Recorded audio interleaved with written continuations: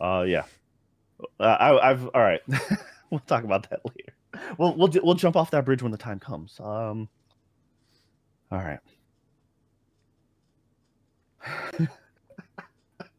I was about to speak, and then you're like this. I'm like, no, I will wait till you're done messing with your hair. All right, Uh, I'm ready. just to see you like.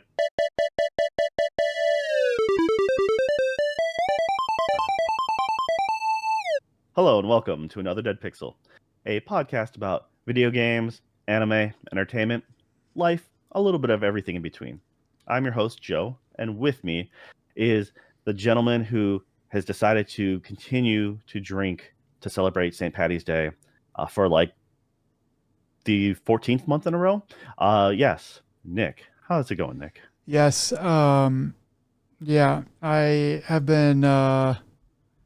Yeah, it's a difficult thing, but I've been drinking for 14 months straight. A a a full fifth of Irish whiskey every day before work, at lunch, and after work. Um, so technically, I never drink at work, but yeah. You're a professional.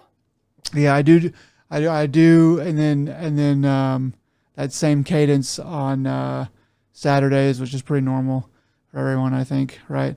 And also on Sundays, I get weird looks at church, but people just don't. They just don't go hard like they used to. I'm old school.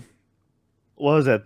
I sent you that photo from Reddit. It was the picture from the main villain from Breaking Bad, and it was just like uh Oh the yeah, church, the communion when the wine's gone, and it's him smiling, and then it's like when the coffee's gone, it's the angry look. yeah, Gus, yeah, That's pretty right. Yeah. yeah. Coffee is Uh, pretty important. Pretty no, important. I sent my mother-in-law that one. Her being a pastor's wife, and she had to make the coffee a lot, Uh, so she found that one exceptionally funny. Good. I'm glad that you Yeah, could build some more rapport with your mother-in-law.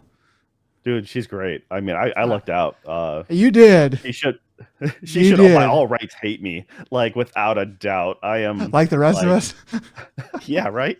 But she I dish it out, and she completely takes the humor, and she tries to give it back, but and then I'll spin it back on her, and then she's like, "Why can't you make fun of your father-in-law?" I'm like, "He's bigger than me," and she just looks because she's a very short woman. Yeah. And yeah, no, I've like I Short said, I woman. got my mother-in-law is awesome. I got and She both is my a in-laws are very actually. sweet lady. I've had the chance to meet her, and she is. You don't deserve her. Yeah, ain't that the truth? Yeah, and like I said, my father-in-law, he makes like I can make jokes with him that uh and he takes it with good stride. So it's uh he's the kind of pastor who when asked the Homer Simpson question of can God make a burrito so hot he himself could not eat it. He pondered it for a while and then came up with the conclusion of yes, he can, but it's not his will to work against himself. I'm like, that's acceptable. Yes, I mean it would just be rewriting the laws of physics. Yeah, and then we would live in that universe. Uh, Uh, I think that's like you mean the bad timeline that we already live in, right? Yeah. I think that's like Okay. Earth. I think that's like Earth 838 or something like that. I don't know. Anyway, But all right. So, yeah, despite your functioning alcoholism, no, actually, you don't drink nowhere near as much as you used to. no, I'm doing 75 hard right now, so I'm not drinking anything until late April. Um, Jeez. but yeah, that's actually the hardest thing to remember because like I don't usually drink that much anyway, but I will pretty often have a beer with my dad. And so whenever I go over there, I have to go. Okay, can't drink anything. I have to remind myself because I'll just forget and then blow it. But um, haven't had that trouble yet. Yeah. Two small children around my house, so it's almost never. I'm like, nope, gotta Never stay as a without. You're functioning never adult at without all times. alcohol in your in your hand. You would think, right? Yeah, Yeah, it's just untouched in the cupboard. yeah. Because I'm like So the moment I'm like that's my biggest fear is the moment something like the moment I let loose. It's like that's when something happens, and I'm like, nope, I gotta be like functioning at all times, or like I'm like, hey, hon, I'm gonna get hammered, and you get to just deal with my drunk ass and some children. No, 3 that's children. not fair. Yeah. Yeah, Yeah. add one. Like you already added me as one of the children, but now add a belligerent child. I think of you that way. A belligerent child. So yeah, that's yeah, it's not fair. So the drinking has pretty much come down. Like Well, yeah. uh, it's one of those jokes where like like your life is up here, and when you have children, you're the level of your partiness is down here now. It's just like people say it's great when you have kids. When does it get back up to that spot? 18 years, never. So no, it's they bring Well, their own recovery. joys and their own stresses. Yeah, I mean, recovery becomes a factor. After some people after the 30s, it's just like, what am I doing here? You're just sick for forever. The next day, That's when you don't stop. you just I mean, never you can't stop. get a hangover if you just You let the party doesn't stop. If you just never stop drinking. All right, Yeah, so after all this bad advice, yeah. You've been doing good though, buddy? yeah.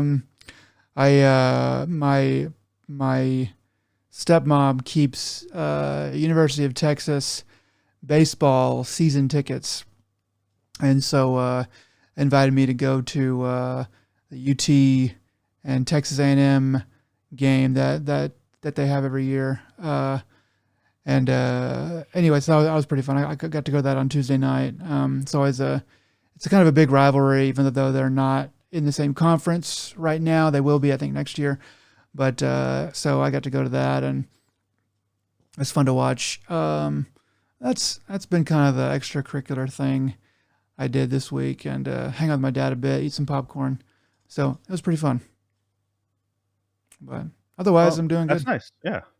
All right. Well, that's cool. And yeah, luckily on our end, our weather has been bad, but in a different way from your Texas bad. I mean, we've fortunately had some unfortunate for us, unfortunate for those around us. We had some major storms, tornadoes and stuff like that, and so we in our neighborhood have all been okay.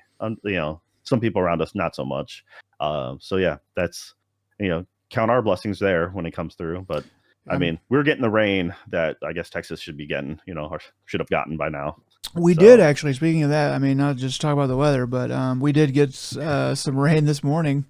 A good little downpour, and yeah, in Texas, you're always thankful for the rain, just because you never know when you're going to get it again. All right.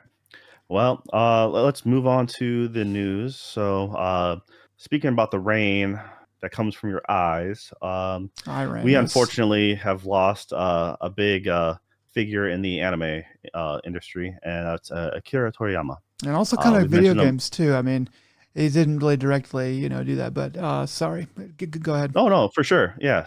And that's the thing. It's Akira Toriyama. Mentioned him many times on this podcast. Most noted for doing Dragon Ball and Dragon Quest. Just essentially, the 80s and 90s are a hardcore focus of his art style.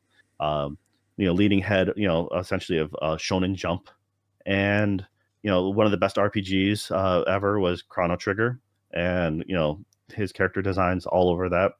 Yeah, and yeah, passed away at the age of 68, and it's just very sad to see him go. It was very sudden, and yeah, just I didn't know how much of his influence he had on you, but pretty much he was one of the biggest anime figures of me growing up for sure. Well, yeah, I mean, my biggest kind of contact with his work was through Chrono Trigger. I remember when my cousin was playing that, at our grandma's house, and I was just like, "Wow, this is amazing."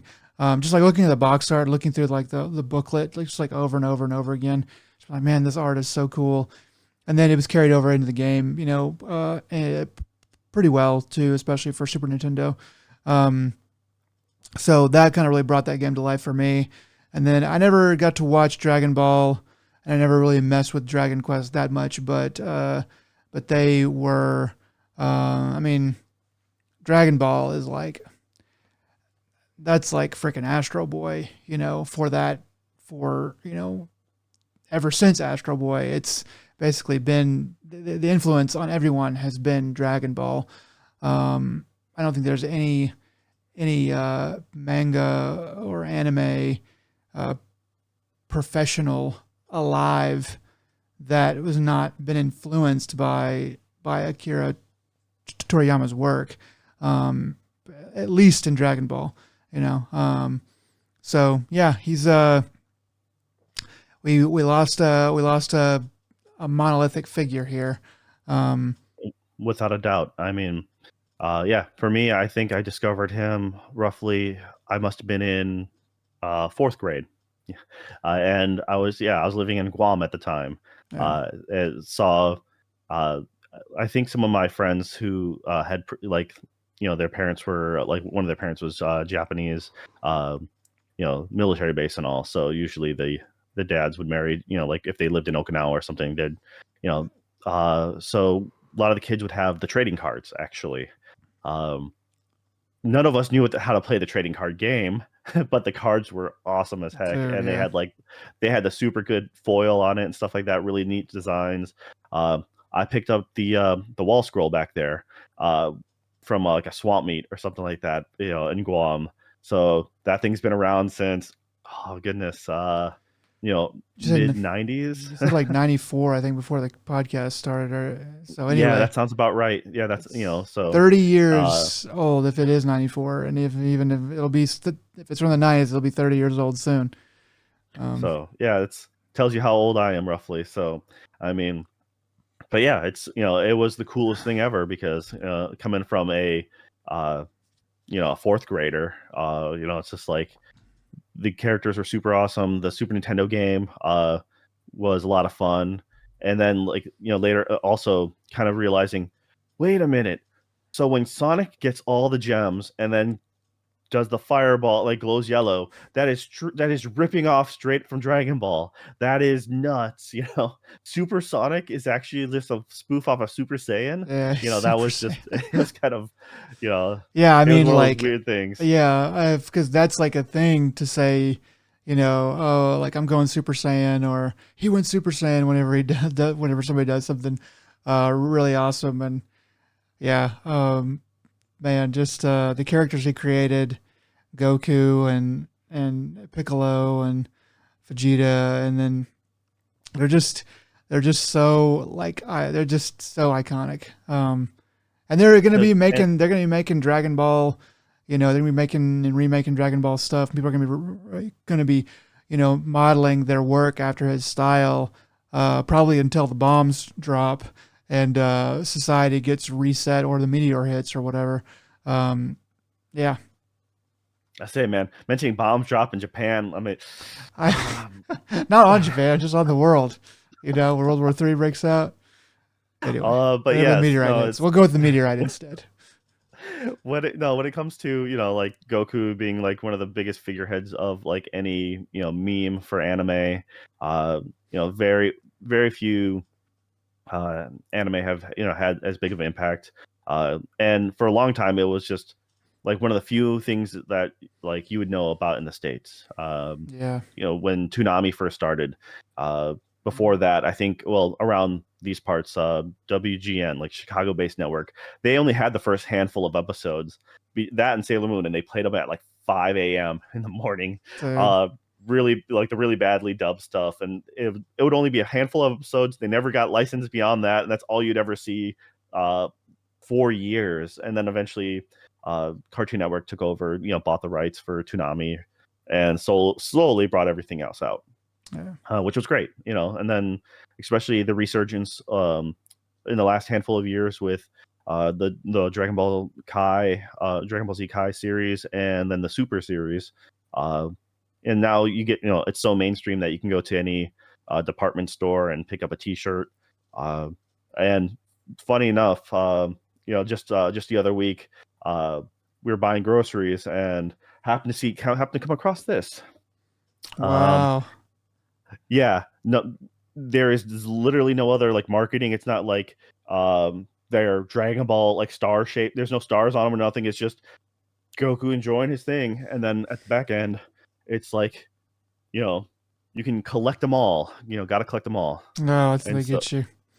yeah, it's just you know they all the back images create one giant connecting image. So Yeah. Goku in the center, and then it starbursts out with all the other characters Yeah, around him, I and just it's just can't imagine being like a kid in the 90s and actually seeing Goku like that big on a box of cereal. That wouldn't have happened, right? Like, no. That's the thing is that's kind of the funny part of it, is like, yeah, whenever I see like go to a department store and see a bunch of anime shirts, or like when I like saw the box of cereal, like my elementary school mind would have blown, just being like, that's amazing to see your favorite thing. I mean, well, that even goes for just video games in general. As widely merged as Mario or Sonic is, yeah, like I just remember being a kid, being like, that would have been the best thing in the world to have a little action figure to play with. Stick wall posters. I mean, it was so hard to get posters and stuff like stateside. I yeah, mean, what I got was overseas essentially, and that was the coolest thing for a very long time. Um, yeah. And you know, and Akira Toriyama had a huge hand in bringing that stuff over. I mean, it probably would have eventually, but I mean that was he was the tip of the spear. Dragon Ball was the tip of the spear in my mind for all of that stuff. Because it was like hotcakes. All my friends yeah, talked about Dragon Ball when I was in late elementary or early middle school. It just crazy for it, man. when you get, I mean, if you look, like I said, if you look at Shonen Jump now, it's kind of hard to imagine where they'd be without like Dragon Ball Z, because this is predates Naruto and One Piece. They uh, Dragon Ball was just such a like heavy figure in that industry. But then like I said, with his art just being so synonymous with everything else, like you can't, when you think of a slime in a video game or anime context, all you think of is Dragon Quest, the teardrop shaped slime with a smiley face. Um, and to this day, I think Chrono Trigger is an amazing game, but it's only emphasized even more so because of the art. If you had, I don't know, it's just like it goes so well with it, and it's so unique, and especially since he wasn't really plastered over a million different properties when it comes to video games. I mean, Yeah, he did Blue Dragon back in the early 360 days, and that was a huge get for Xbox. I mean, it was an amazing concept.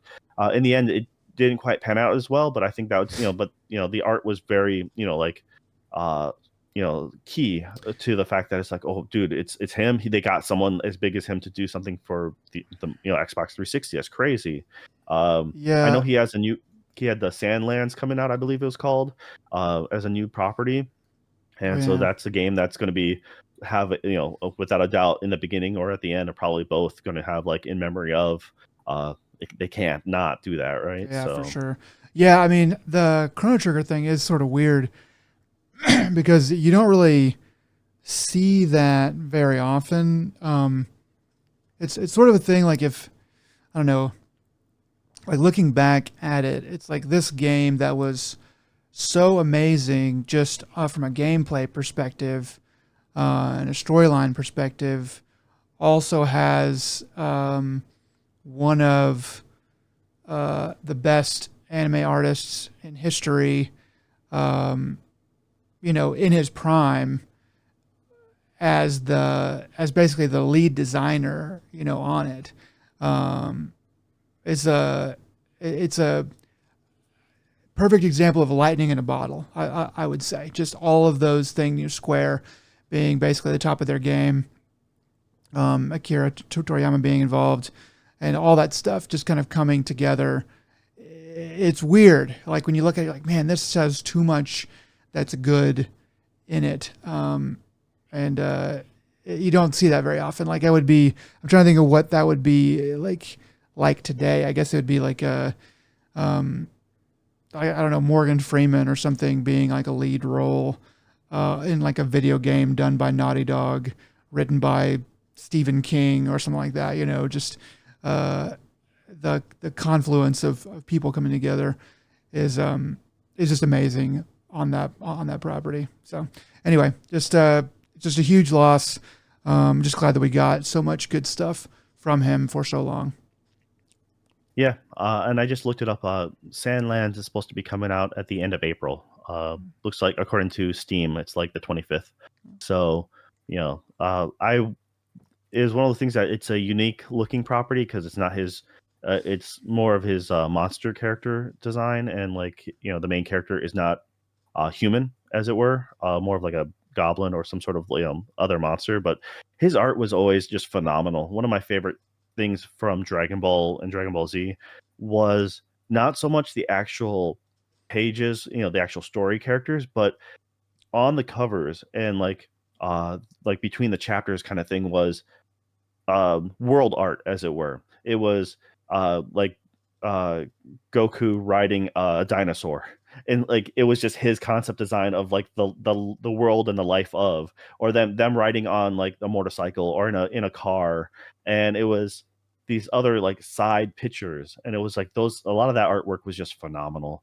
I thought it was just I still love it to this day, and yes, truly a creator that's going to be sorely missed. And it's one of those few things that the world has honestly benefited a lot from it. Whether or not you may not be a fan of the story, that's fine, but you can't deny the impact that he had on the world. So, but yes, now time for the impossible pivot of to the next news topic here.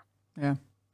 We have you mentioning here the Xbox had recently had the partner preview come out. So they talked, they had a lot of new games that they, quite a few new announcements, new trailers, and you got a chance to go over this as well, right?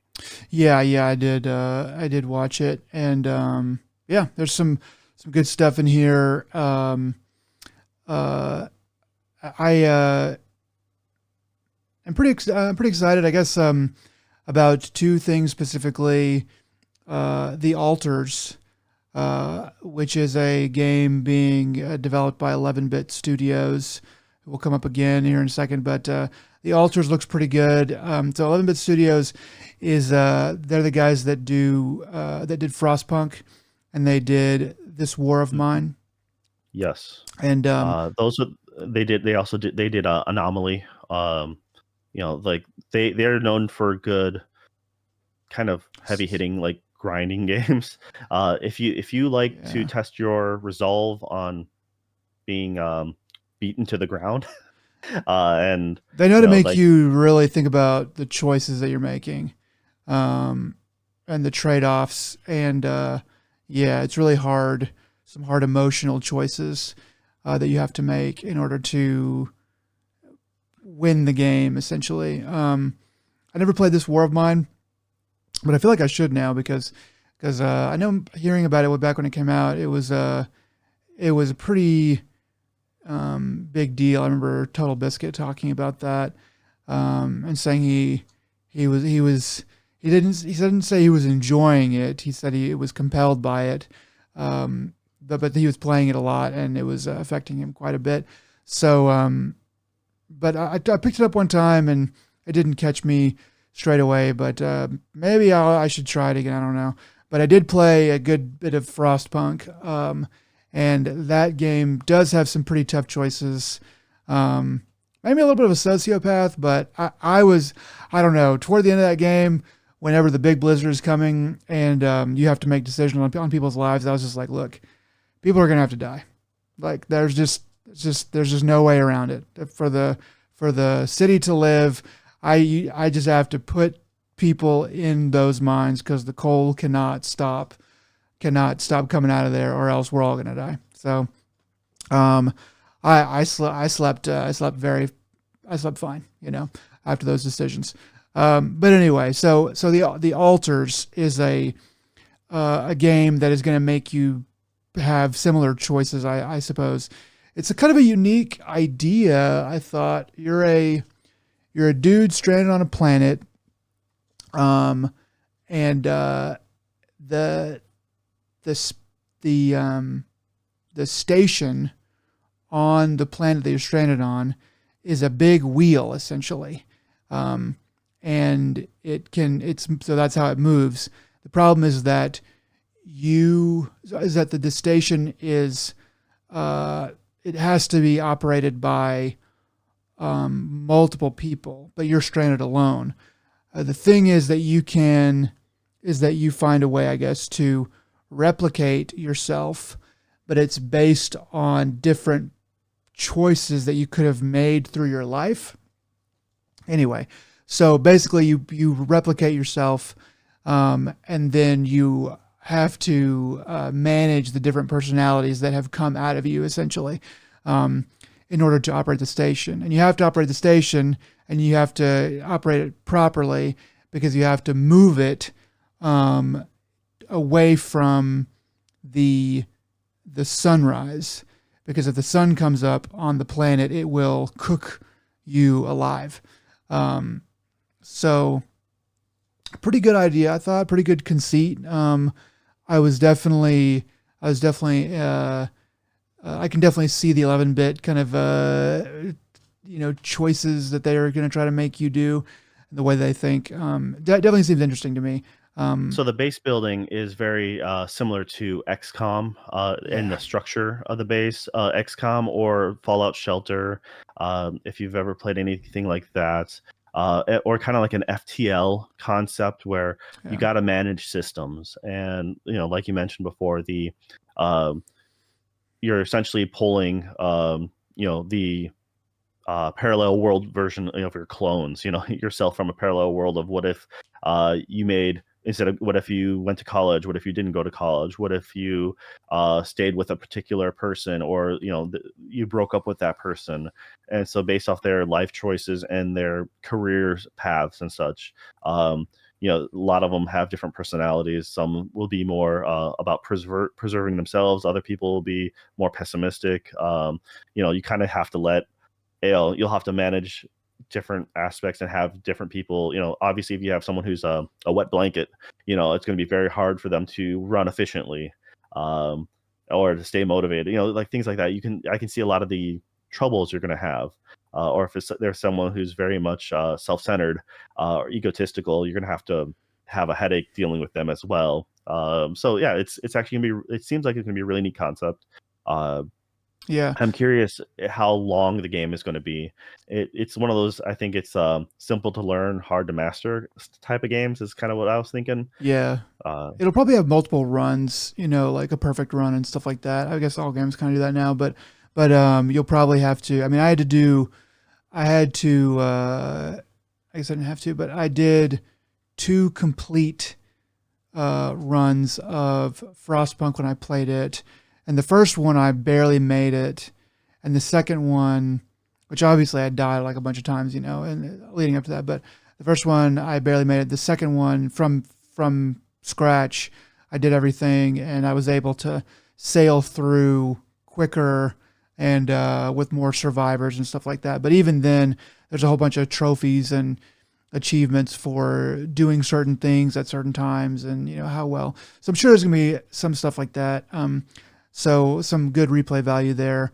Looks interesting. It does look like a PC game as opposed to like a console game, which I think is that's their MO, in general. But that is slated for sometime in 2024. There's not an official date, but it looks. I mean, I don't know how much of a vertical slice we were actually seeing, but it looks like it's fairly close to completion.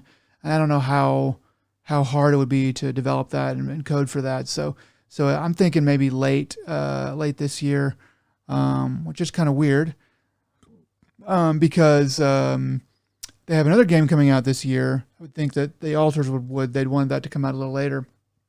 They have another game coming out this year.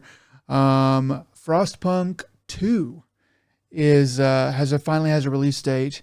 Been looking at this one for quite some time.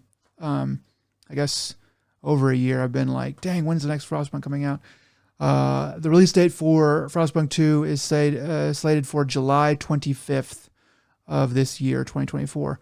yeah, Alters is actually still currently on. It's TBA, but at the same time, they still have stated quarter one, quarter two of 2024. So that's what it Well, still has on their wiki page. Yeah. uh, that seems weird. Like, why would you really like? I wouldn't want my game to compete with my game. So Yeah.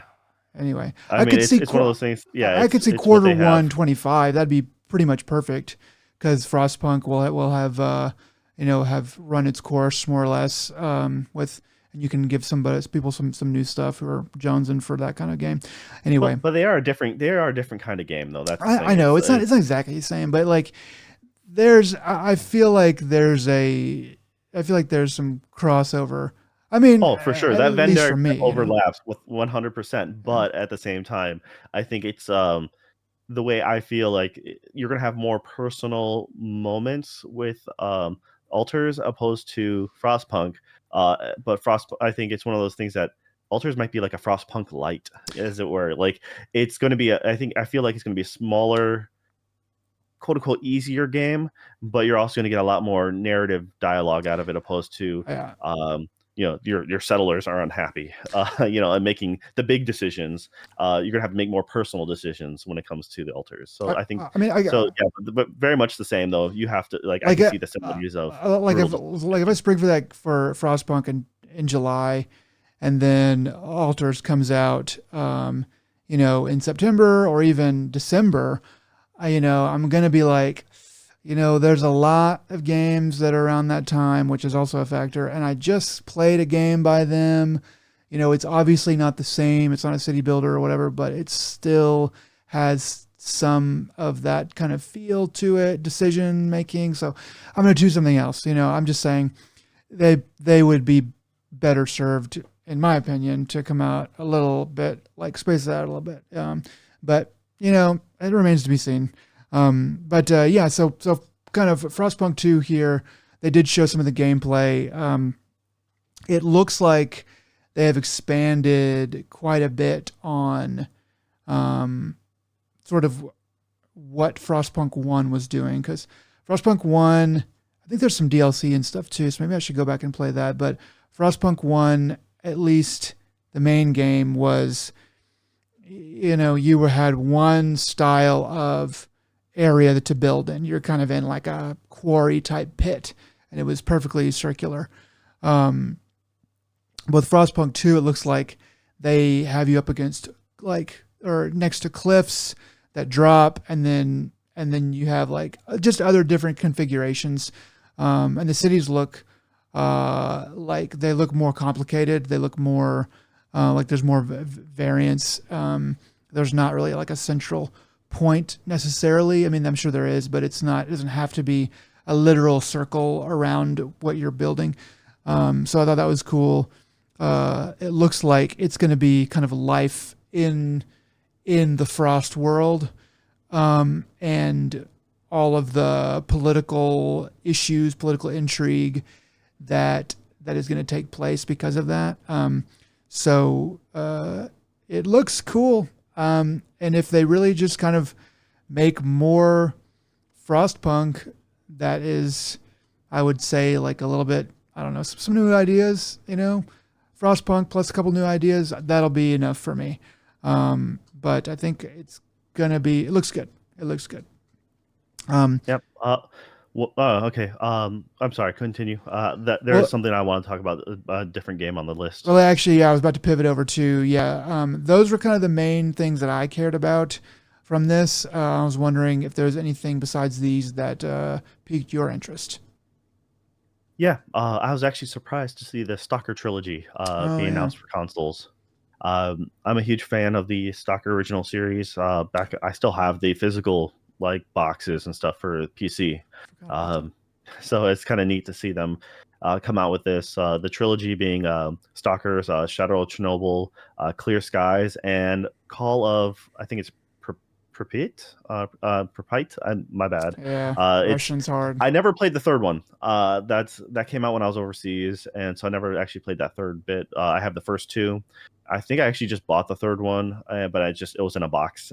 Like I had essentially mailed it to my mailing address with my in-laws when I was overseas, and they just held on to it So, essentially. what's good about Stalker? What's different about Stalker compared to other So games like it? So the best way I can say is, the Metro series is kind of It seems a like that. loose, like kind of same concept, but like spiritual successor to the Stalker franchise.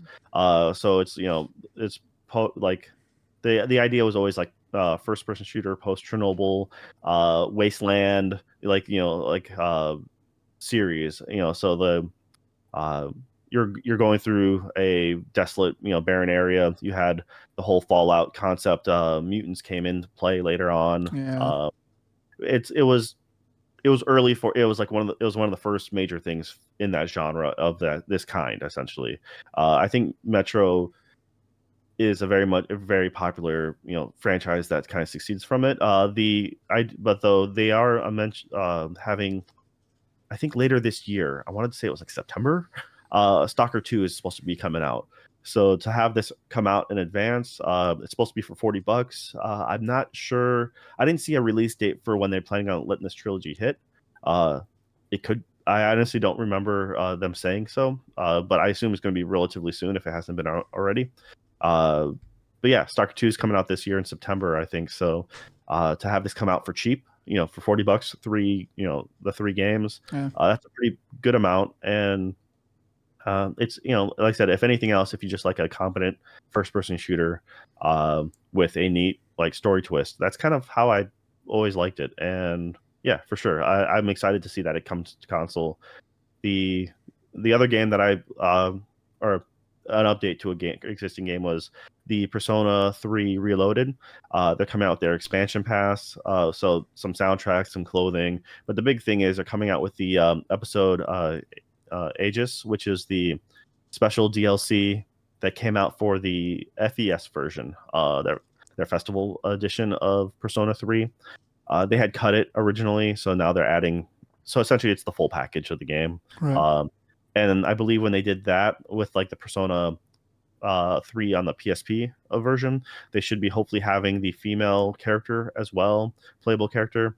I have not had time to play this on Game Pass at all or anything like that. So unfortunately, I'm not sure if I can get to reload it anytime soon. Just my docket's a little full when it comes to the games, and I can't really sink that much time into it. Though I really do want to play it. And if you haven't played a Persona game, or if you have and you like what you've played so far, totally give Persona 3 Reloaded a shot because it's an excellent game. Yeah. I haven't. I've just seen some screenshots and stuff. I'm in the same boat as you on time.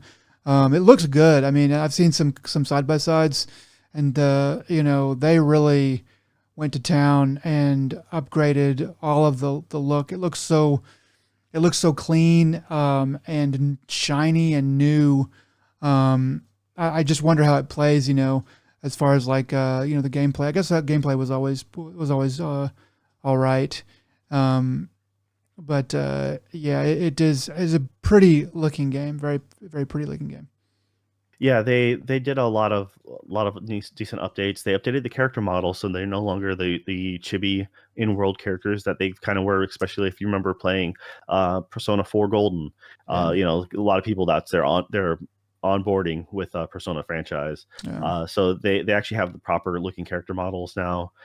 So it matches better with the cutscenes and their portraits as it were. And yeah, they've done a lot of good quality of life things with it. They did change some of the animated cutscenes to just in-game engine stuff, so there is some aesthetic differences. But as a whole, I think this is most definitely probably the best way to play the game because there was Persona 3, then there was Persona the portable version, and it's honestly I think that the it was one of those things that people, not knowing which version to play, if they play the FES, like their with the extra DLC, or did they play the portable version? Portable version had some stuff cut from it. The portable version was the best way to play the game at the time because even the PSP game because it just had some of those minor quality of life stuff, and then like that extra DLC that you missed at the end, just watch a YouTube video is kind of what I told everyone all the time. But now this is most definitely the proper package. Just play this. This is what if you want to get a good experience all around. The UI looks amazing. They know what makes their games look good, and they Yeah. they got really good style for it. Atlas So does know how to make a good like looking game, a good looking RPG. I mean, it's a lot of stuff in RPGs is not really moving super fast, so it kind of needs to be pretty nice looking still images, which fortunately is not super expensive usually, but they managed to do it really well, really well. So yeah, I did notice that as being a pretty cool little showcase there as well. Yes. All right. And then the last bit was the one of the big games I've been mentioning for a little bit now is um, Kunitsu Gami, Path of the Goddess. This is a This is Capcom thing, right? Yep. So they've shown this game before, but this is they showed a little bit more of it, and it's essentially third person like action style game. Uh, Visuals are like super stunning, very unique art style, and the they Capcom actually just came out, did their own kind of, I forget what they call it now, but it's their version of a direct.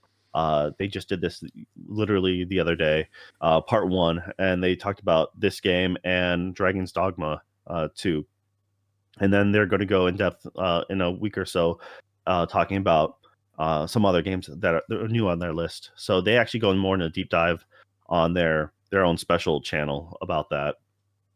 And I recommend, if you take a look at this and you're interested, go ahead and pull up the other video from them on Capcom's official feed.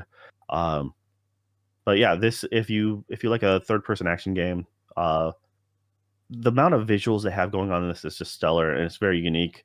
It may not be for everybody, but it is most definitely uh, like, it has a very interesting aesthetic, and I would like to play this. I think I don't. It seems like a fun adventure game, but honestly, it's one of those things that when with all the things competing for time and some classic games, I probably won't get around to it. To be just blunt. Yeah, yeah. It Uh, seems all right. It doesn't really seem up my alley per se, but it does look like there's a lot going on, and some interesting gameplay stuff there as well. But yeah. I think it was. So I just pulled it up real quick, and it's Capcom highlights. If you just search for that, they'll have it up and mentioning, which is, but totally worth. They go in a nice deep dive about it, and yeah. So I would recommend looking that up if you're interested.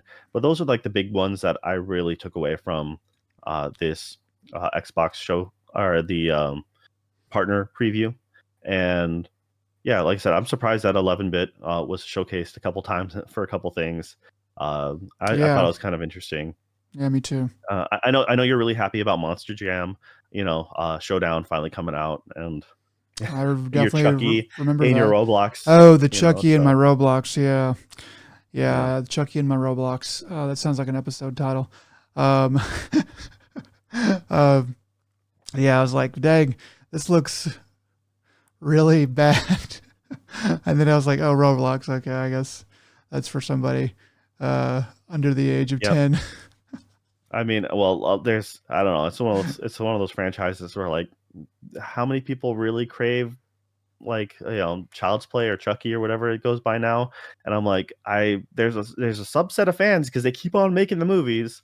Um, to me, it's been dead since it started. So, Yeah. but yeah, It's so all stupid, right. though. You have to make more of it. Anyway, go ahead. Oh yeah, no, it's what did you have down here about Dragon's Dogma though? Uh, Oh, was, yeah, I guess we can do one little note. So I just was just looking before we started doing the podcast at a headline from Video Games Chronicle. Someone, I guess, over there has had a chance to review Dragon's Dogma because does it come out like next week or something like that? It's really soon, or maybe the end of the month. end of the month, I thought. Yeah, yeah. And anyway, they were saying that I think I think is it Capcom that does that too? Yep. Okay, they're Because I just saying, mentioned it was in their highlights. It was the oh, okay, Kitsuno game, and then and Dragon's Dogma they just talked about, so they kind of went into a little deeper dive about that. well, anyway, yeah. So this person is saying that they think it's probably going to be another hit for for Capcom, and that it's apparently very good and hilarious, which I was not expecting. But they said that it's overtly. I forget how they word it, but they say like overtly hilarious, and it has emergent humor as well. So I guess that means that it's funny up front, and then also you're like, oh, that it like gets more funny as the game goes on in different ways. I don't know, but I was like, okay, well, that's another. I mean, people are really excited about it, but it's good. It's always good to hear some good early review, scuttlebutt about a game. That game's going to be pretty big, right? It's going to be like probably like a 50-hour plus kind of game, right? So it was always like, I guess the best way to explain it, or in my opinion, I always accepted it as like a more hardcore version of like a Skyrim or something like that. Okay. I could never get really into it because it was always too difficult for me. Is it like going to be like Monster I Hunter was deep playing the or game. something? I was playing the game incorrect is kind of what I always felt. In the original Dragon's Dogma, it has that Monster Hunter feel to it, for sure. You got like because you have certain bigger monsters to fight. The And then in the Capcom highlights, one of the things they showed, which was really interesting, was you can essentially bait monsters into towns and such. Like, so one of the things they showed, like a griffin, and he just runs back to the gate, Mm, and the griffin just follows them into the town, and then you get like the townsfolk to try to help you out, the guards and that's pretty such. cool. Uh, It's pretty lit. yeah, it's just so I think you can totally get during that show. They're like, yeah, some of the townspeople, some of the people can help you, and other people will run away, and I can see where you can cause mischief in that aspect. And that's the thing is they're showing stuff like depending on how your character acts, different townspeople like either welcome you or maybe shun you, and it showed you like princess carrying somebody for some reason. And I don't know, it's yeah, they seem to let you do a lot of things. They were talking about a little trying to do some dialogue options, I guess, too. And I didn't want to spoil it for myself too much, but they actually talked to one of the core members of the team more in depth about like what's your favorite like encounter. And there's you're going to meet the Sphinx, and so when they talked about in the quick trailer about like options other than fighting, I'm like, okay, so if you're meeting the Sphinx, you're going to do a riddle or something like that, the old traditional concept. But then they showed more video footage of battling the Sphinx, and I kind of skipped over a little bit of what the guy was saying because I didn't want, like, if I ever do get around to it, I don't want to have that like those core experiences spoiled for me. Um, but they really try to seem to be giving you a lot of options to come, to encounter. And I think they might be trying to take a little bit from like an Elden Ring playbook, maybe, Okay. where you don't necessarily have to, hack and slash your way through a thing, or if it's too difficult for an area, you can like, run away and, like maybe skirt around objects. I don't know. That's kind of the Have vibe I was multiple getting from it. ways to handle problems depending on what you want to do. Yes, and one of the things you can do right away now is you can go ahead and like set up a character and set up. I forget what there's a special um your side there's side characters or like pawns essentially, and I can't remember what they call them anymore. They had them in the original game, and essentially it's like helpers, which you can set up some pawns, and then other people can like they're like AI standby where if I need help from you, I can actually call upon your pawn or some like strangers, and they would come into my world, and those NPCs will help me with battles and such. There's also apparently going to be a wave of like celebrity created, different YouTubers and other people in the industry. They're created pawns, as it were, that are gonna be available to you in the game. So but they're going to let you set up, I think, 5 characters and 5 pawns right away. So if you want to get that started, you can kind of have some of that going on for later. That was one of the neat things about that. Okay. But yeah, this is supposed to come out on the 22nd, currently slated for. So just around the corner in a couple weeks. Yeah. Are you gonna make time for that eventually, or is it I'm really bad at these games. I'm just that's okay? the thing is I really tried the first one a bunch, and I'm just like, dude, I would like to, but no, I I'm mean, just straight up bad. like I'm not So like I'm okay with like bouncing off of games, but I feel like Dragon's Dogma 2 is going to be the kind of game where you won't really get to the meat of the game and really understand it and get the good part of the enjoyment out of it until 80 hours in. That's what I'm afraid of. I'm afraid it's going to be well, you can bounce off after 80 hours for kind of like a Monster Hunter, where it's well, you can bounce off then, but if you want to beat it, it's going to be 250 hours. That's too much. I want to be able to bounce off a game and feel like I got the point more or less after 20 or 30 hours. I really like to beat it in that amount of time. I got to be honest. I definitely appreciate that depth though, and I wish I had the time and the wherewithal. And you never know. I might take some more looks at it and see. But it is interesting to me. But there's life to consider as well. All right, so yeah, that's it for the news that we figured we'd cover this week. There's one more little thing that I do want to mention. Ooh. All right, do tell. So this it just happened a few hours ago as we are recording this. So Microsoft was hacked by a Russian state-backed hacker group called Midnight Blizzard. So it's kind of more of a headline more than anything. So basically Microsoft's just saying that this group gained access to source code repository and some internal systems, but they did not, as far as they know, gain access to customer-facing systems. There's no exposure there as far as Microsoft knows. So anyway, I thought it was kind of weird. And Microsoft, not necessarily just games, but they are, pretty games related as far as Xbox goes. So I thought that would be good to mention now, and we'll keep you posted as the story develops. Anyway, so that was it. Midnight Blizzard. That sounds like some MMO clan. Yeah, it sounds some guild. It sounds like some rogue Blizzard employees, using a VPN to look like they're in Russia. That's my guess. They'll never figure it out. Never gonna get it.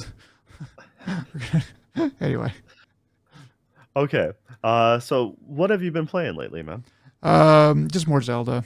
I didn't even really want to talk about this. I just put it on there to say that I didn't want to talk about it. Yeah, so just going through Zelda Tears of the Kingdom. Just going around cleaning up a bunch of side adventures. I'm on the Ganon Island, floating island thing. So I could potentially go try to figure out how to beat Ganon. It's been a long time since I was up there. I have a lot more hearts and stuff since then. I didn't even have any access to the Great Fairies whenever I went up there the first time. So I finally got hold of 2 of them and upgraded my equipment, doing some stuff in, I forget what they call it, but it's basically the Underdark, the caverns and stuff below.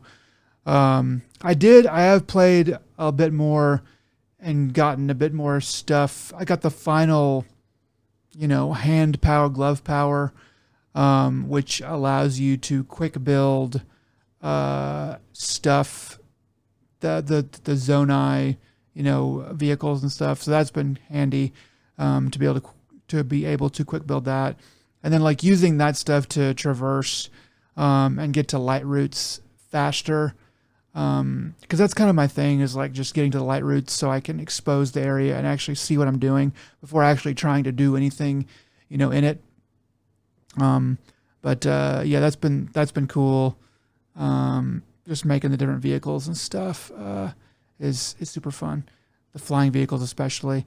But yeah, it's there's a lot to do in that game, and not a lot of it is very important, but it's all pretty good. It's all pretty fun. And that's all I have to say about Zelda Tears of the Kingdom right now. Okay, because I was legitimately going to ask, are you even enjoying your time with it anymore at this point? Because it's been such a slow burn for you that it's just like I'm like, are you just doing it because you feel like you have to complete it at this I point? do feel Uh, like I kind of need to beat Ganon. I'm not gonna go. There's no trophies really for Nintendo, so I don't have to. I don't have that pull. But I do feel like I need to get powerful enough and get enough stuff in, so I can go beat Ganon and see the end of the story portion more or less. Um, and then I will put the game away probably and do something else. But it's fun. I mean, just the regular gameplay is super fun. I made a good world. It's actually given me a lot of ideas, several ideas for my own Dungeons and Dragons game. Um, so that's been cool about it too. all right. Well, on the Nintendo kick here, I went ahead and tried out that new Princess Peach demo that they have going on for Switch. I don't even remember the name of the game now. It's Princess's Peach Wild Ride. there you go. There's the episode name for you. Uh, Okay. but Oh yes, man. no, I mean, that demo just released last week, and I went ahead and gave it a shot. I mean, the idea of it is Princess Peach is going ahead and going through. You know, she goes to a theater, and the theater gets taken over by a baddie, essentially. Uh, ends up, your goal then is because it's Princess Peach Showtime, and there's essentially it's a big theater where like a stage theater, but it's set up more like a movie theater where you have your different plays going on in different rooms. The demo lets you play two different shows. One is like sword fighter Peach, and which she's like a musketeer, and the other one is a you get to be patissier Peach, uh, and she does costume changes for each stage, and they have new gimmicks and set up for it. Uh, I think it's a very capable game for like really early grade schoolers. um, it's it's one of those things that it's I got that feeling whenever I was watching some of the early the one of those early showcase trailers or whatever. Yeah, there seems to be, I believe, 10 different outfits. So there's probably gonna be 10 different shows because it ranges from like her being a ninja at one of them, her being a detective, it's like some other ones, and so each stage is a different concept.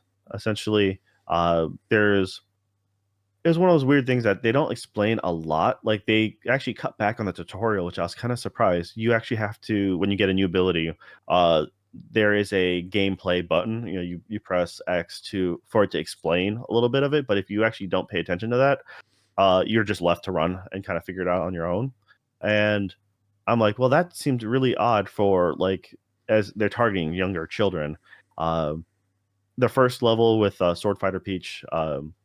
Like I said, she's dressed up like a musketeer. She has the like rapier as her weapon, um, and there's like hidden things throughout the level. Essentially, like hidden capeto, like or campeto, like little sugar stars. They look like the little sugar candies. If you ever seen like Grave of the Fireflies or anything like that.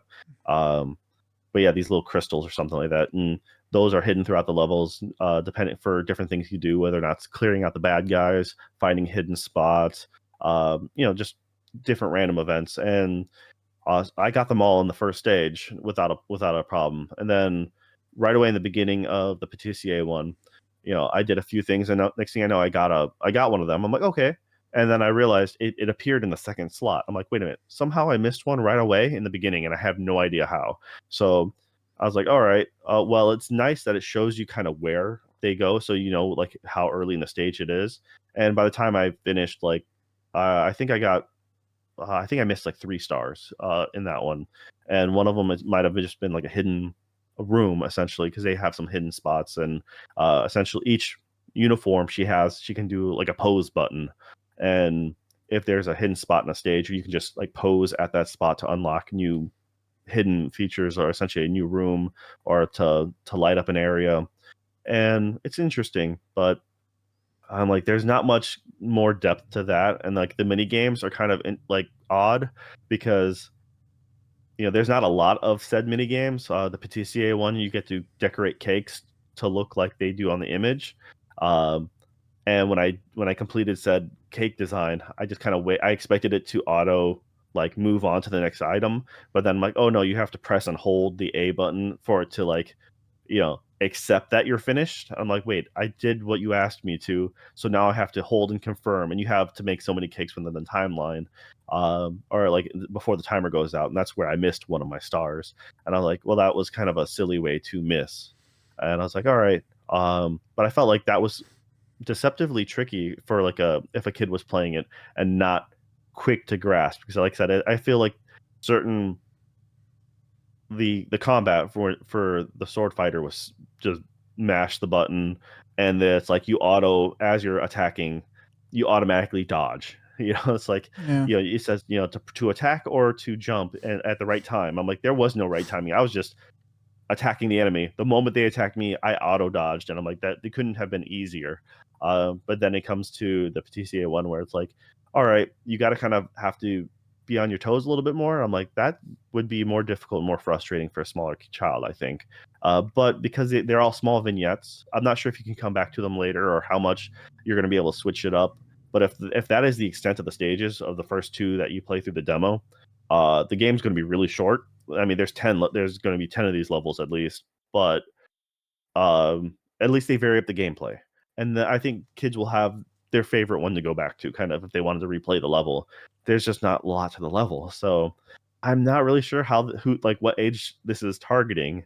I feel like this is straight up elementary, maybe middle school, but anything higher, I just don't think it has a lot of oomph behind it, and there's not like much to the story. So I guess I was a little disappointed because I was expecting something, uh, especially coming off of like Super Mario Wonder. Like they came out some really unique stuff, and I think this is kind of a low hanging fruit for like Princess Peach cosplay fodder. Essentially, is what this game is for. Yeah, Um, yeah, it does have that feel to it. The review that I saw the headline for was, it's a simple but fun variety show. Um, so I don't know. It definitely looked like it was maybe a little bit too simple to really pique my interest. But you know, yeah, it's probably going to foster quite a bit of cosplay, and it seemed like a game that might be more directed toward young girls. Have you gotten that feel for it? Because it seems like, I mean, like if I had a daughter that was like, you know, 7 or 8, I'd probably be like, that looks like a game that she might enjoy. I don't know. I feel like it's almost too simple. Like I'm hoping the later stages will flush out better. But from what I played, I'm like, it feels almost too simple for that. And Mm. unless if your daughter happens to be like that's the thing is you have to be super into Peach.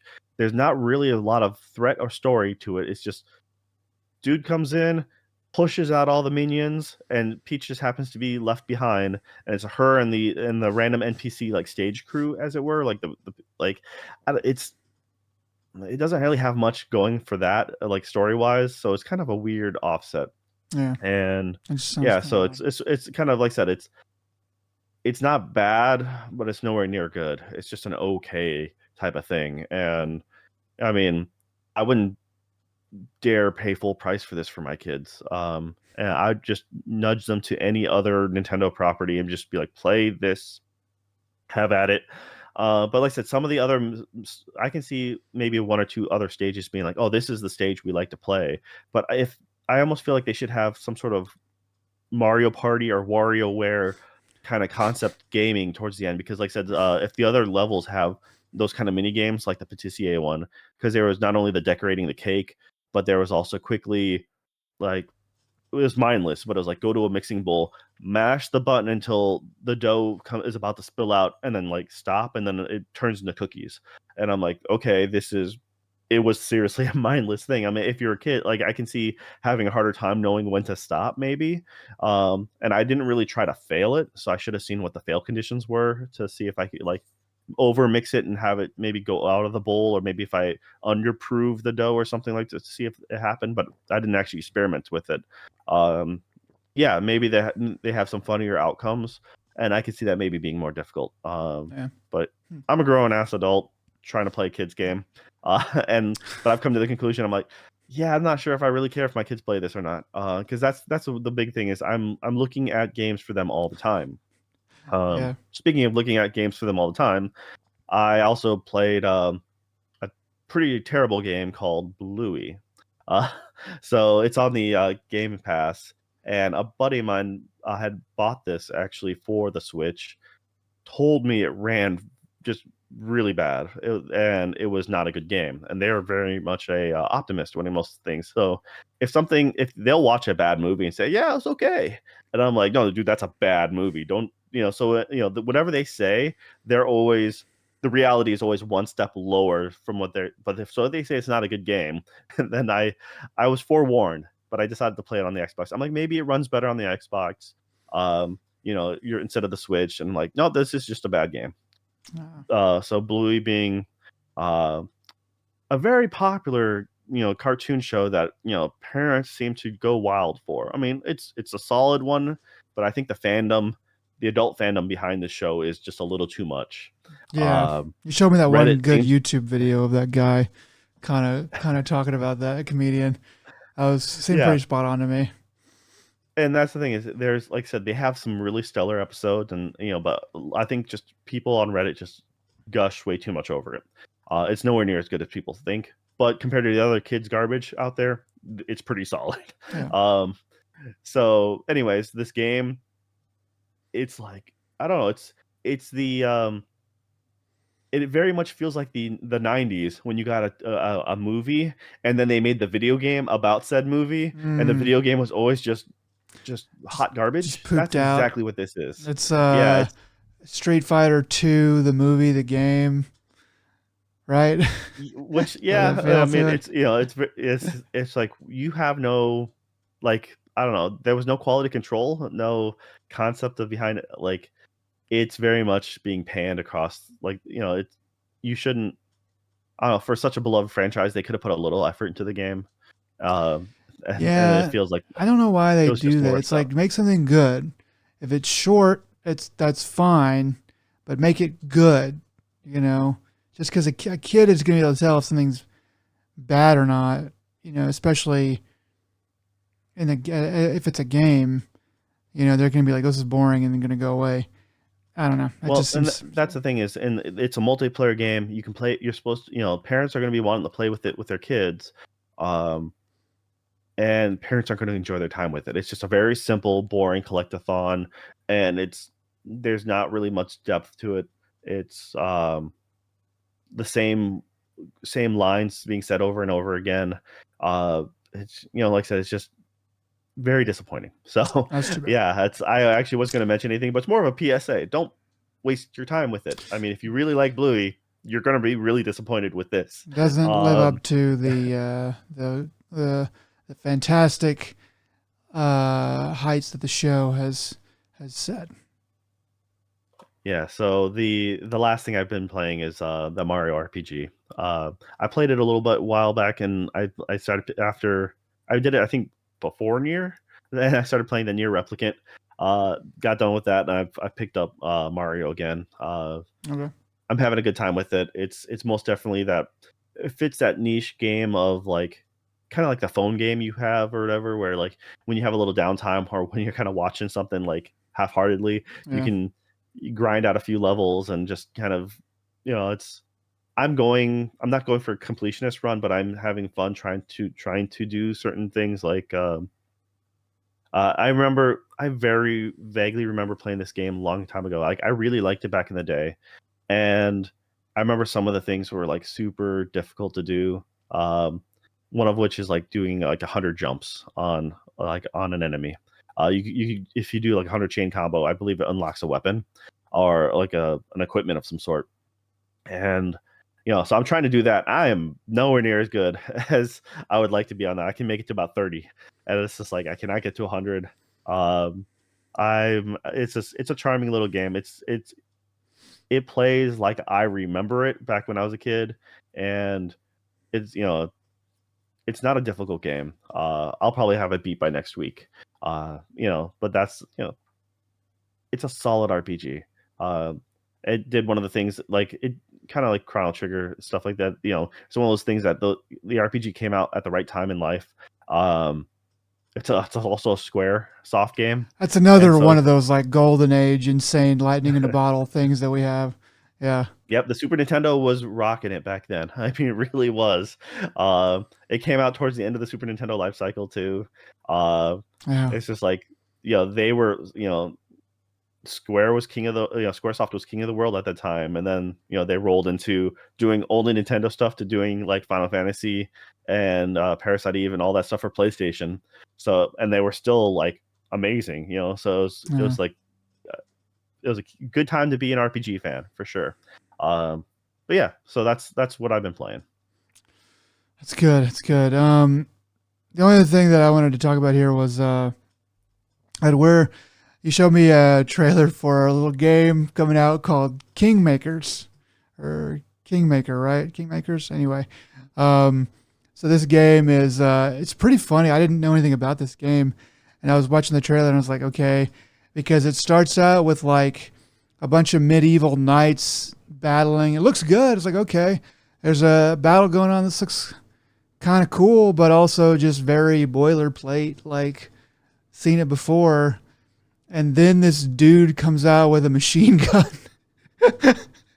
He busts through in a truck, Oh, that's like it. a pickup Yeah, he truck, busts and through just it. teleport. He goes from post-apocalyptic, like The Last of Us buildings, He looks like a decrepit. PUBG guy. He just look. He's just like this PUBG dude, and he's like mowing people down and shooting people and like running people over with his truck. And I was like, okay, that's what we have going on here. And I just was like laughing my ass off, man, at this game. And you have like different. You can get a rocket launcher, and you can get all kinds of different stuff. And yeah, so I don't know when it's coming out. I don't know anything about it, but it is like the quintessential, the right kind of stupid. Just so perfectly that, and I I can't wait to get my hands on it and see how much stupid fun I can have with it. Yeah. Right now, there's no release date that I'm aware of for Kingmakers. It's just saying 2024. Okay. So unknown at this time.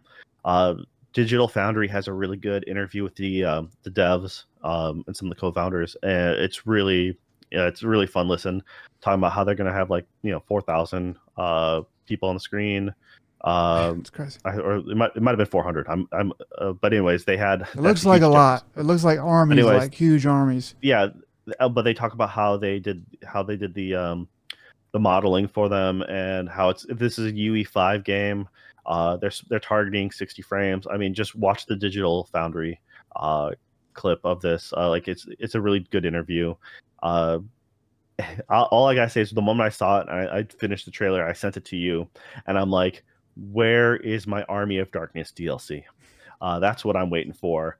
I want Ash to just bust in. It's like it is prime for that. There's no Dude, way you can't do a collaboration Bruce at this Campbell's point. still around, and he would love to voice that. I know that he would love to voice that.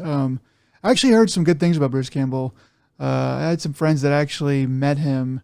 This was years and years ago, and they said he was really, really nice and really, grateful for the success that he's had and stuff like that. Just kind of a little aside there, but yeah, your comment there whenever you said, "Where's my Army of Darkness DLC?" It's like that is perfect. That is a cosmetic I would pay for, 100%. I Yeah, mean, you could totally just have like that would be a great just DLC to have. You have the enemy, the whole property license. there's no, that is exactly what it is. I mean, modern guy, medieval times. Um, it's like you have the Deadites, coming at you. Go for it. You're welcome. You know, don't even have to send me a royalty check. Uh, Though if you but did, yeah, it would be appreciated, all I'm right. sure. Yeah, yeah. Anything, Nick will set up the Patreon. Yep, right on it. But yes, so it's like totally keep an eye out for that. It's supposed to be 4-player co-op. Um, I mean, that's where it's really gonna hit. I think that's Yeah. so I for mean, sure. like, it's funny and stuff. It looks good. I do just need to see some actual like gameplay because shooting knights on cavalry riding knights with my shotgun is only going to be cool for so long. And then I'm going to need to actually have some interesting stuff to actually do. But anyway, that Well, remains to don't be worry seen. because you have your grenade launcher, you have your Apache helicopter. It looked like so. Yeah. I was Uh, wondering if you're going to I mention the mean, Apache helicopter. That comes in at the ragdoll end of. people everywhere. So I mean, Yeah. then you get to alternate. You could see all the alternate endings, right? Where your future turns into happy cat world, uh, as they showed at the end of the trailer. Yeah. Yeah. All right. Yeah. So all right, Nick, what have you been watching?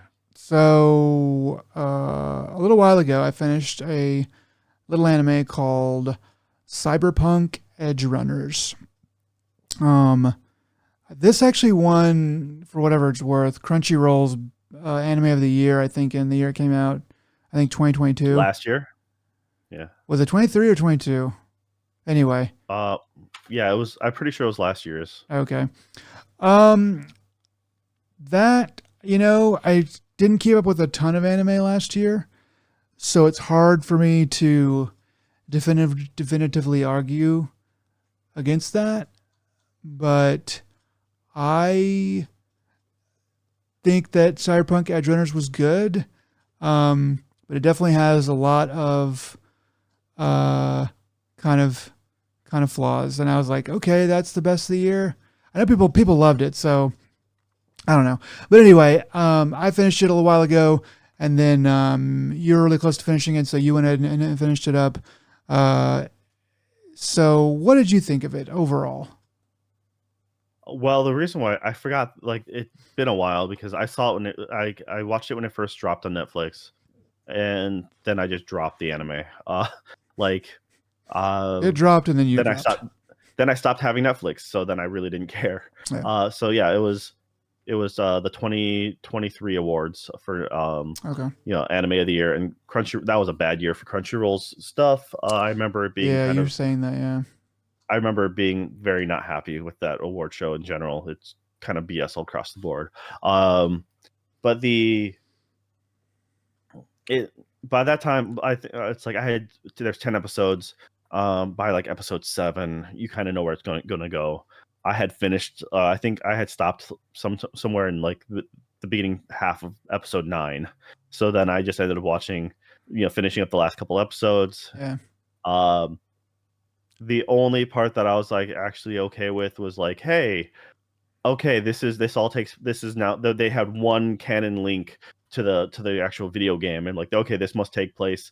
And I looked it up later. Yep, the year before, so it's 2076 is when this takes place. The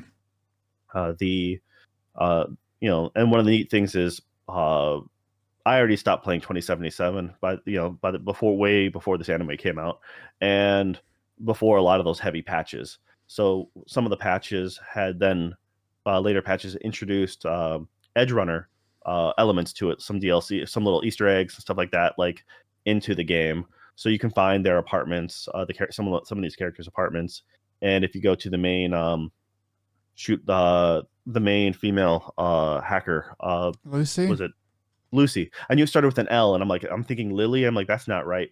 Yeah, so you can go to Lucy's apartment, apparently, but you need like a double jump or a charge jump, and then there's an Easter egg if you wait till nightfall.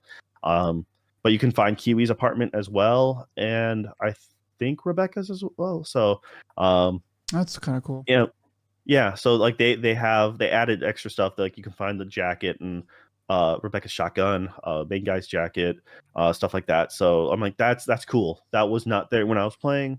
I would most definitely, if I get back into the game again, which I kind of do, because You kind of I want like to. the story. It was just buggy as crap when I played it, and I was playing it for the PS4 as well to boot, which was exceptionally bad when it first came out.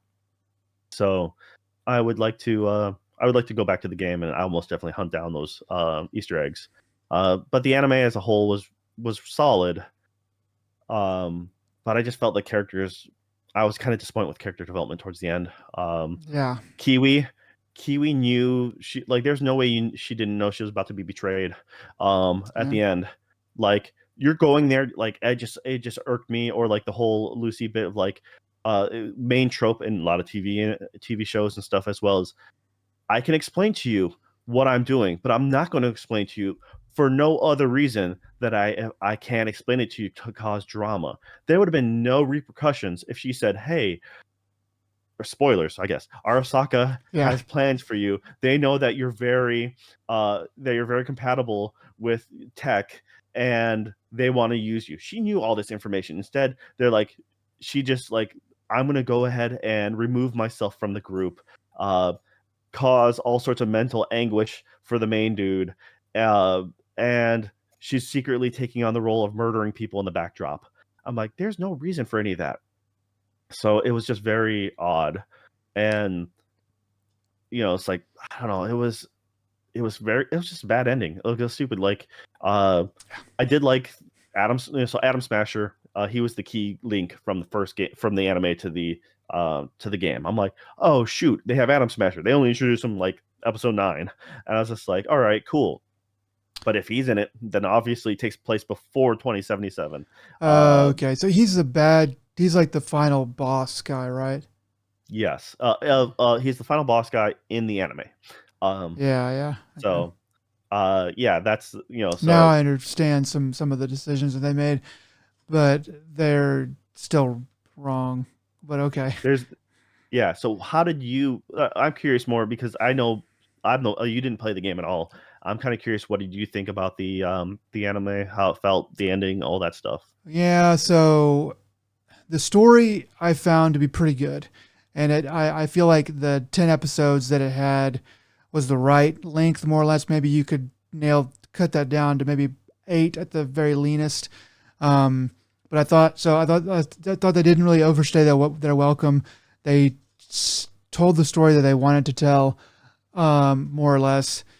Um, it kind of goes from it kind of goes from like a story about a high school kid to like a low level mob boss essentially, and I was kind of thinking that was sort of silly.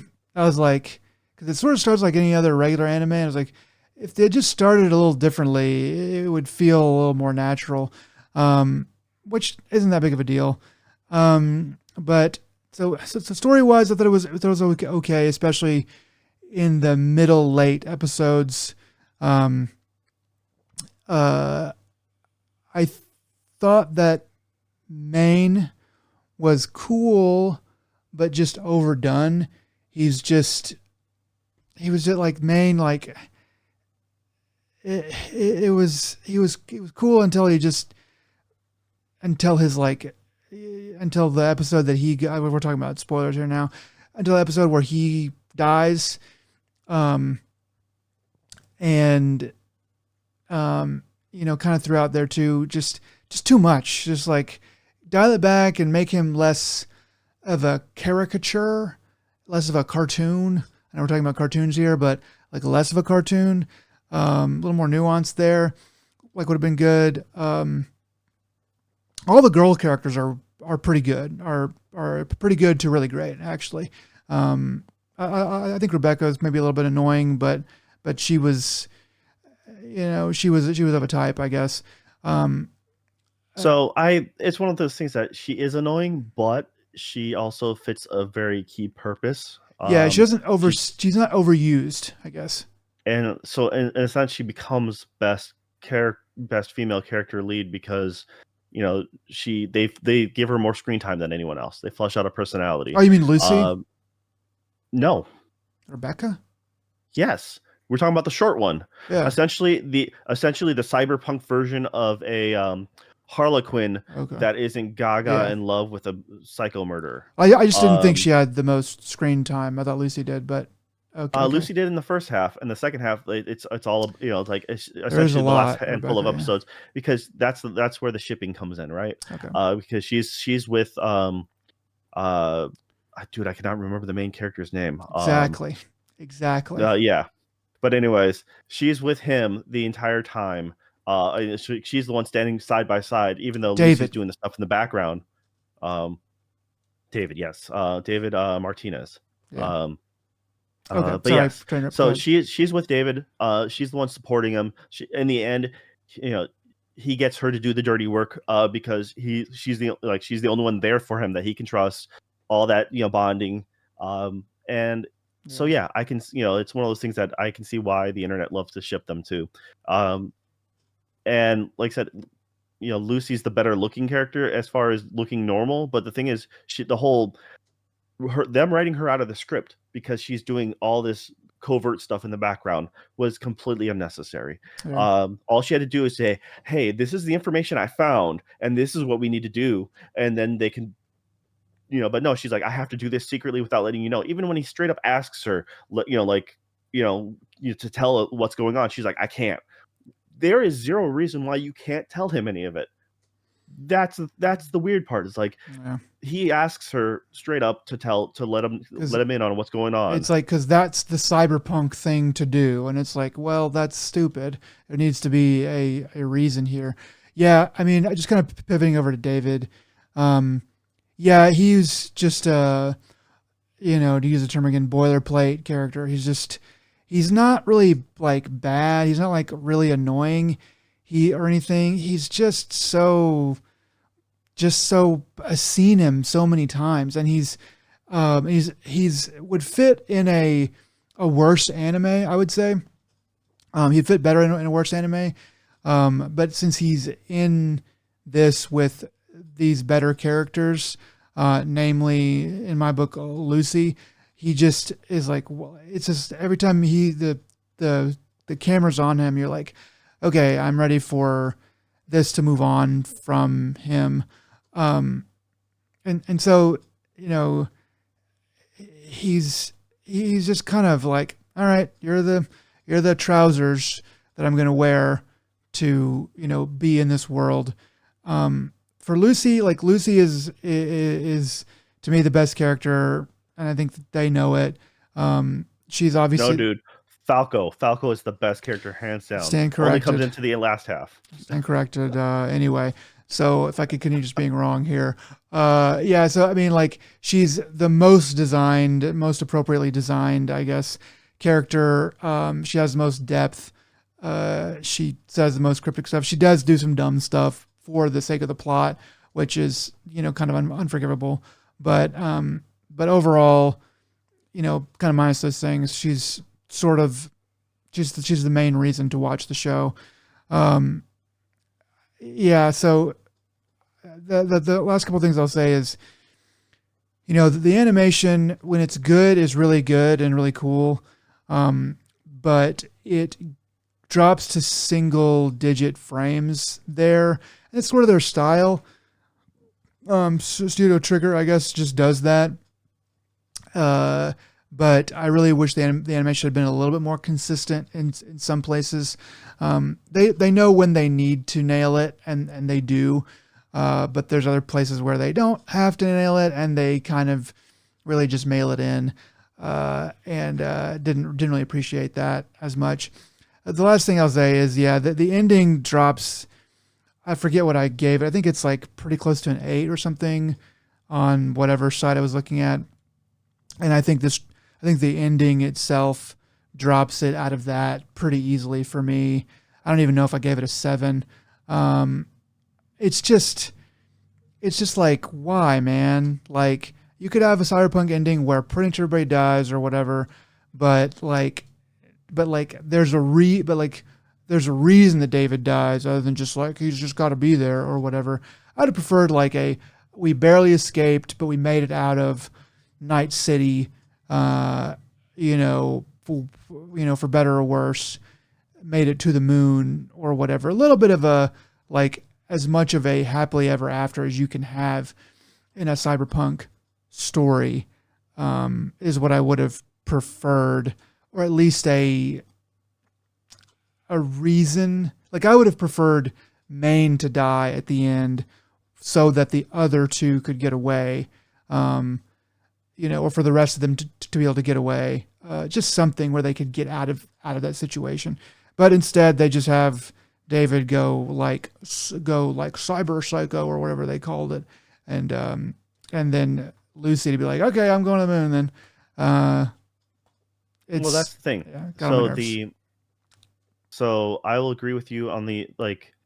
There's a lot that I agree with you on when it comes to the length of the series. That 10 episodes is appropriate.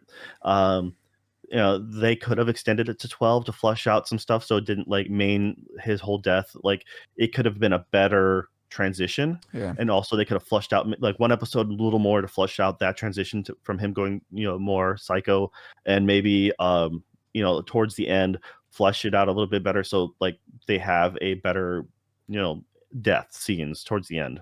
They could have flushed out, but honestly, 10 episodes was good.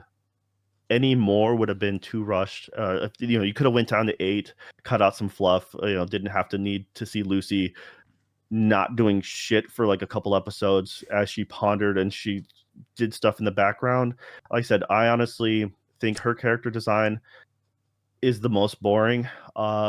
She is very much the cookie cutter cyberpunk. Like, we want to make Ghost in the Shell without copywriting Ghost in the Shell. Yeah, she does feel It's like that. down, like her outfit, her design. It's very, it's very cyberpunk, and therefore it's very recognizable.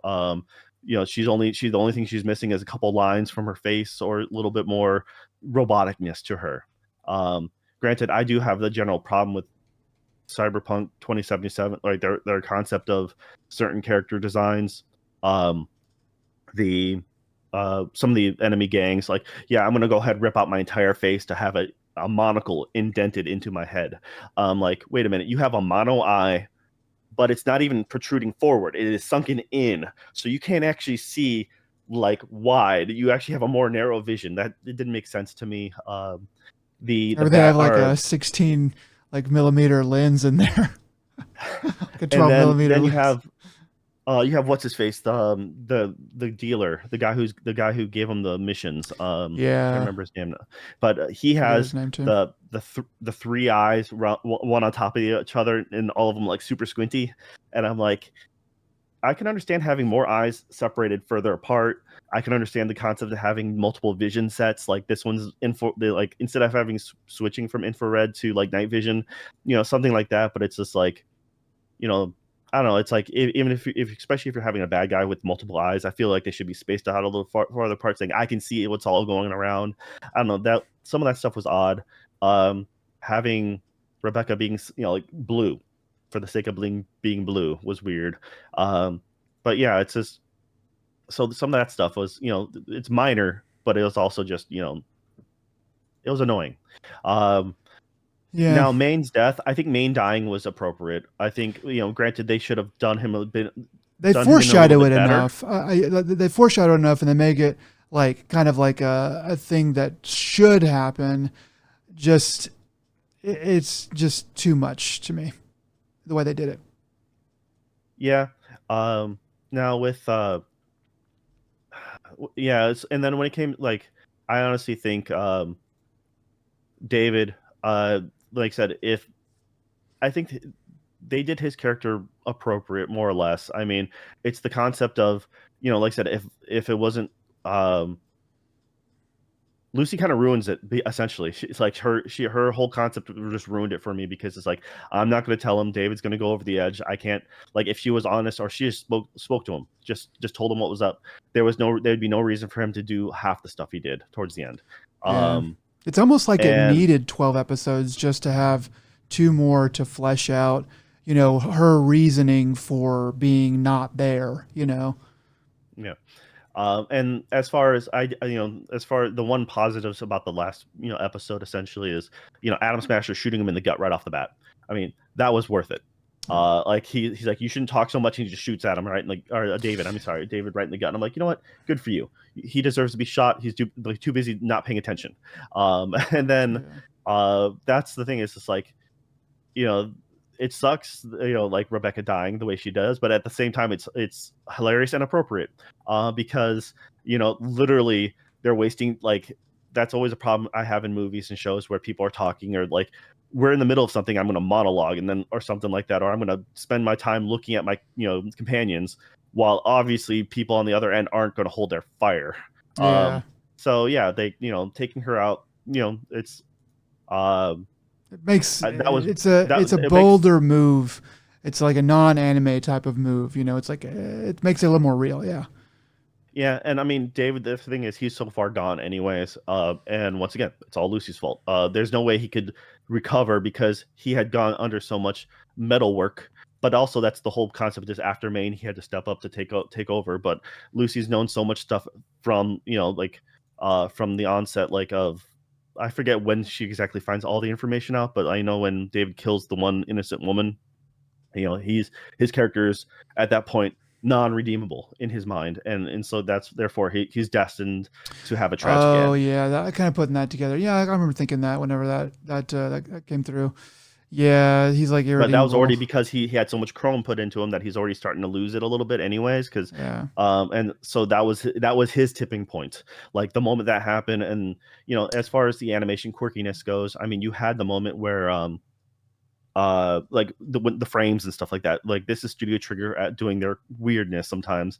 But when David is they're in a gang turf war, and then he's about to kill one guy, he sees the innocent woman he shot, and he stalls for a second, Yeah.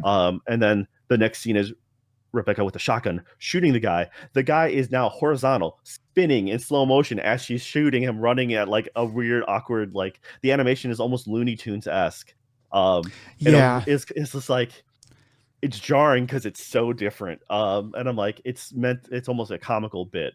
But yeah, There's a place for that kind. If you were gonna do some comedic parts, that's definitely stuff that could work with. But yeah. but But no, like I said, Kiwi's betrayal, like, good and effective. Then all of a sudden, Kiwi goes to super stupid. She decides to. She's like, the moment Verde, I think that was his name, Verde. I knew it fair, started with a yeah, V.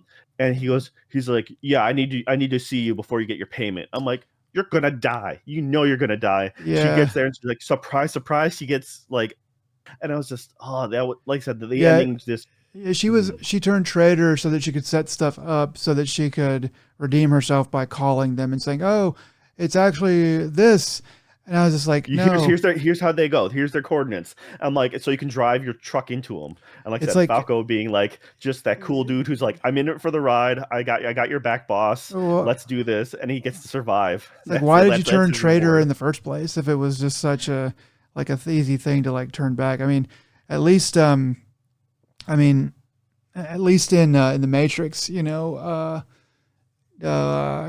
forget I can't remember the guy's name, but anyway, the guy that turns straight in the Matrix, um, that makes sense. Like they do a really good job of like setting that up and then showing you, because like, yeah. So it's just some silly. There's a lot of problems with the writing. I felt like some good stuff, some good writing that carried it through. But I think people are way too high on it. People are like, oh, it's so good, it's really good, and I just think people are too high on it. Yeah, it most definitely did not deserve to win that year. Uh, Crunchyroll, since then, it left such a bad taste that this year's I didn't even, that's why I didn't even bother bringing up the anime awards from Crunchyroll this year, because I looked them over and I'm like, this, they just happened like 2 weeks ago or within the last 2 weeks. Yeah. And it's just like, yeah, this is garbage. It really is.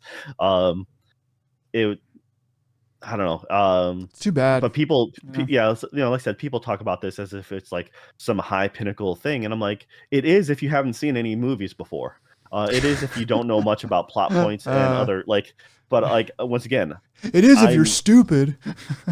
It is if you're 14 and this is deep, Yeah, it is. and you've never had a character you liked die on screen. Yeah, But you never you know played Final that's Fantasy VII. so. Uh, But yeah, that's kind of what's going on. It's disappointing. And they're like I said, I totally remember. Oh yeah, this is the why I kind of I got distracted at one point, and I'm like I was watching all the episodes like within a week or something like that, and all of a sudden I just never got back to it. And it's like you talked about watching this, and I'm like, okay, let me finish. And well, I'm like, oh yeah, that's right. I'm sorry I did that to you.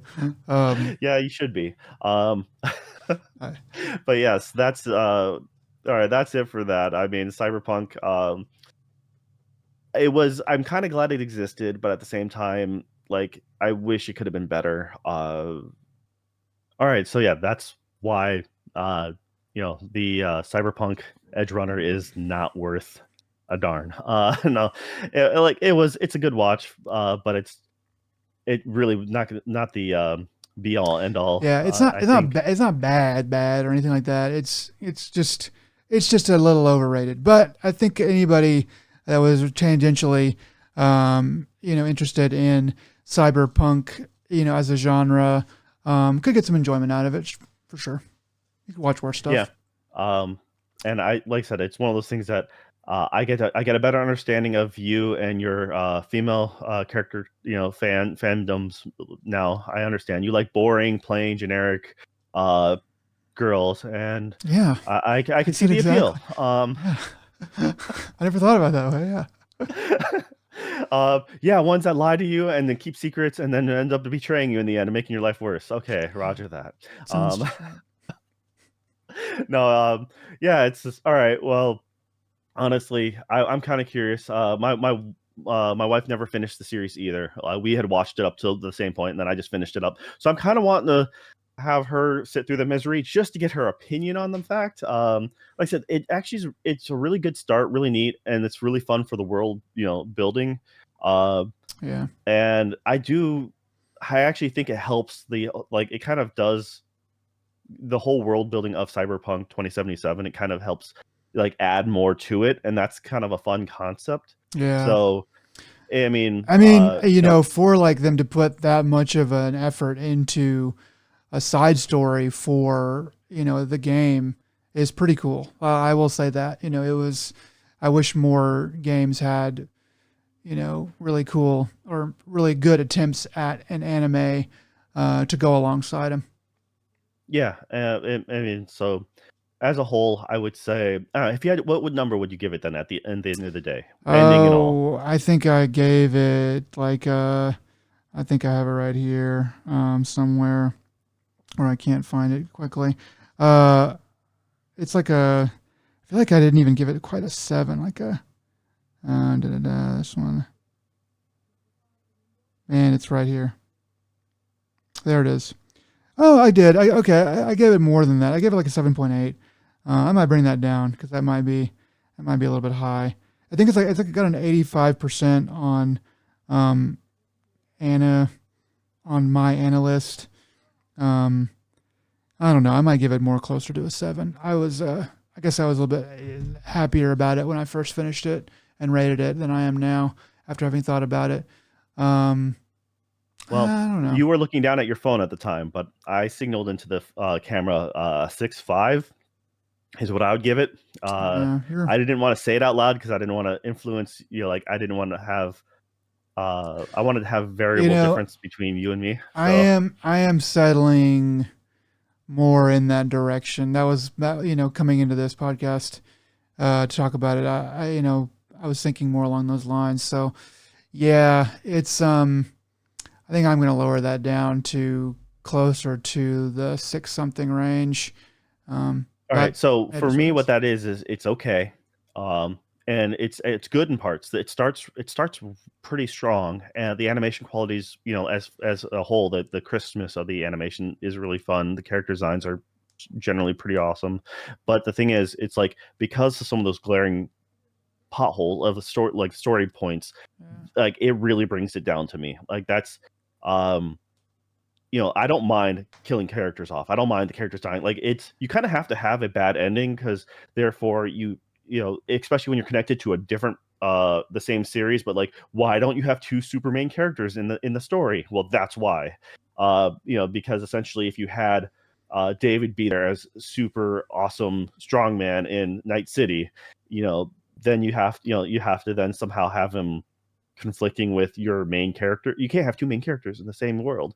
Uh, Yeah.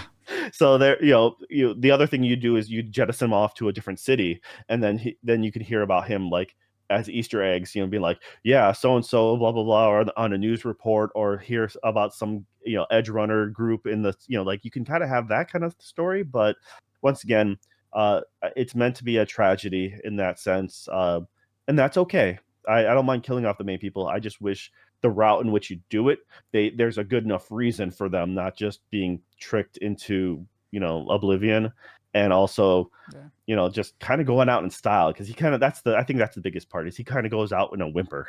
um Yeah. It's and like, yelling how special he is. I mean, it's just like yeah. that was kind of that's the sad thing. At least Rebecca went out yelling. We're trying to have a moment here, as she's Yeah. shooting at said guy to her death. But David's just like, like, I'm special. It Like, was sort of a lot of like bravado up until that point, and then it's just sort of pathetic. Uh, I mean, yeah. he's the hero because he goes out on his terms, as it were, and he accomplishes his mission, which is to save his girl. And it's like, that's but unfortunately, but you can play. Hey, if you're really upset, play the game, fight Adam Smasher. There you go. Uh, There's the answer. and hang out with Keanu Reeves, Johnny Silverhands. So yeah, his story, like I said, his character is pretty great, and especially since they have the whole new DLC, which is essentially Escape from New York. I'm completely cool with it. I really want to play that DLC. But all right, guys. Thanks for. It's a little longer than usual podcast, but yeah. And until next week, we're going to be doing these weekly from now on. Our off weeks are going to be a little bit more short and more concise on the news. But For the time yes, being. For the time being, we'll for the see if time this being, actually yeah, works. we'll But we'll yeah, try to work. We'll see if how this works for us, and change our flow maybe as needed. But yeah, this has been another Dead Pixel. This was what, 66, right? that's right. Episode 66. Man, we made it. Only a couple more away from Nick's favorite number, 68. So all Nintendo right. 68. Yeah. Yes. Well, thanks again for making it this far, Nick. What are some words of wisdom you got for the people? Um. Legitimately. Make sure that the writing is solid before you do anything in life, because you don't want plot holes popping up on our podcast. A key foundation is, paramount for sure. All right. Well, Key foundation is until paramount. next time, guys. Whatever that means. All right. Until next time, y'all take it easy. Bye.